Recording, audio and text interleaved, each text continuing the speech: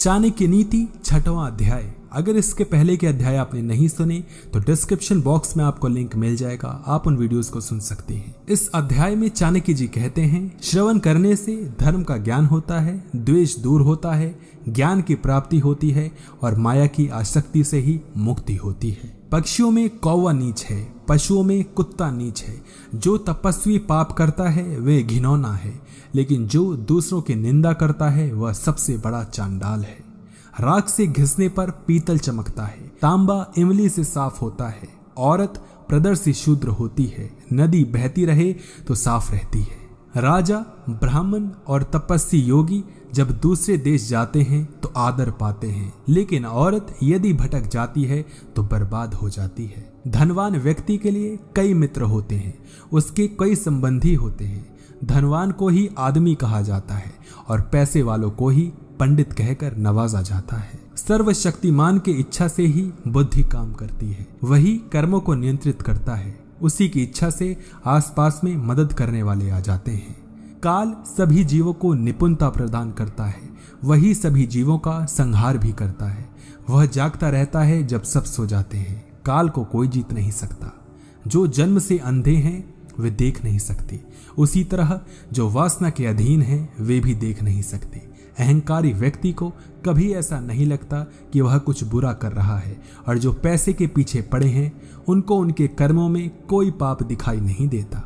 जीवात्मा अपने कर्म के मार्ग से जाता है और जो भी भले बुरे परिणाम कर्मों के आते हैं उन्हें भोगता है। अपने ही कर्मों से वह संस्कार में बंधता है और अपने ही कर्मों से बंधनों से छूटता है। राजा को उसके नागरिकों के पाप लगते हैं। राजा के यहाँ काम करने वाले पुजारी को राजा के पाप लगते हैं। पति को पत्नी के पाप लगते हैं। गुरु को उसके शिष्यों के पाप लगते हैं। अपने ही घर में व्यक्ति के ये शत्रु हो सकते हैं। पहला, उसका बाप यदि वह हरदम कर्ज में डूबा रहता है। दूसरा, उसकी माँ यदि वह दूसरे पुरुष का संग करती है। तीसरा, एक सुंदर पत्नी। चौथा, वह लड़का जिसने शिक्षा प्राप्त ना की हो। एक लालची आदमी को भेंट वस्तु देकर संतुष्ट करे, एक कठोर आदमी को हाथ जोड़कर संतुष्ट करे, एक मूर्ख को सम्मान देकर संतुष्ट करे और एक विद्वान आदमी को सच बताकर संतुष्ट करे। एक बेकार राज्य का राजा होने से यह बेहतर है कि व्यक्ति किसी राज्य का राजा ना हो। एक पापी का मित्र होने से बेहतर यह है कि बिना मित्र का हो। एक मूर्ख का गुरु होने से बेहतर यह है कि बिना शिष्य वाला हो, और एक बुरी पत्नी से बेहतर है कि बिना पत्नी वाला पुरुष हो। एक बेकार राज्य में लोग सुखी कैसे हों, एक पापी से किसी शांति की प्राप्ति कैसे हो, एक बुरी पत्नी के साथ घर में कौन सा सुख प्राप्त हो, एक नालायक शिष्य को शिक्षा देकर कैसी कीर्ति प्राप्त हो। शेर से एक बात सीखें, बगुले से 1, मुर्गे से 4, कौवे से 5, कुत्ते से 6 और गधे से 3। शेर से यह बढ़िया बात सीखें कि आप जो भी करना चाहते हैं उसे एक दिली और जबरदस्त प्रयास से करें।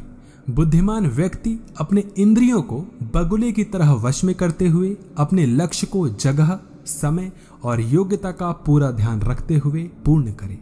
मुर्गे से यह 4 बात सीखनी चाहिए। पहला, सही समय पर उठें।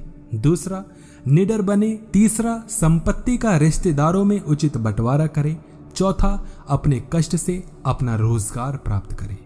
कौवे से 5 बातें सीखनी चाहिए। पहला, अपनी पत्नी के साथ एकांत में प्रणय करें। दूसरा, निडरता।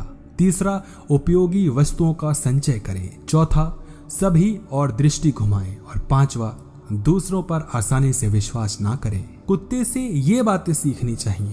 पहला, बहुत भूख हो पर खाने को कुछ ना मिले या कम मिले तो भी संतोष करें। दूसरा, गहरी नींद में हो तो भी क्षण में उठ जाएं। तीसरा, अपने स्वामी के प्रति बेहिचक ईमानदारी रखें। और 5वां, निडरता का भाव रखें। गधे से यह 3 बात सीखें। पहला, अपना बोझा ढोना न छोड़ें। दूसरा, सर्दी गर्मी की चिंता ना करें। तीसरा, सदा संतुष्ट रहें। जो व्यक्ति इन 20 गुणों पर अमल करेगा वह जो भी करेगा वह सफल होगा। अगला अध्याय सुनने के लिए या अगर बाकी अध्याय आपने नहीं सुने तो संपूर्ण चाणक्य नीति का लिंक डिस्क्रिप्शन बॉक्स में मिल जाएगा, आप उन वीडियोस को सुन सकते हैं। धन्यवाद।